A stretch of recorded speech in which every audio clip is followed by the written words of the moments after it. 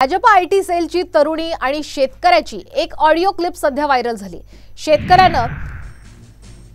शेतकऱ्यांना आहे की मोदी सरकार काय म्हणता, केंद्र सरकार म्हणा, हे सरकार एकट्या मोदींचं नाहीये असं या शेतकऱ्यानं म्हटलेलं आहे। तर मुलं बाळांसह आत्महत्या करू पण आता भाजपला मतदान करणार नाही असं थेट या तरुणीला सुनावलेलं आहे। हा शेतकरी अकोल्याच्या मूर्तिजापूरचा गजानन सोनटक्के असल्याचं सांगण्यात येते। मात्र साम टीव्ही या क्लिपची पुष्टी करत नाही।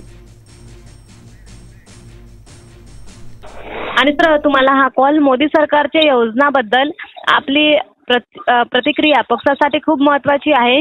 हे तुमचं मोदी सरकारचं काय, केंद्र सरकार काऊन ना म्हणत तुम्ही? मोदी सरकार एकट्याचं नाही मॅडम, ते केंद्र सरकार म्हणा तुम्ही।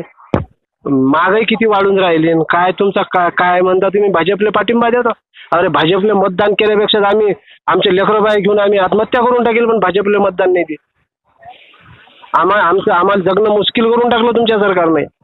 ओके ओके ठीक आहे सर। तुमची अशामली विधानसभा काय आहे सर? हे मूर्तिजापूर।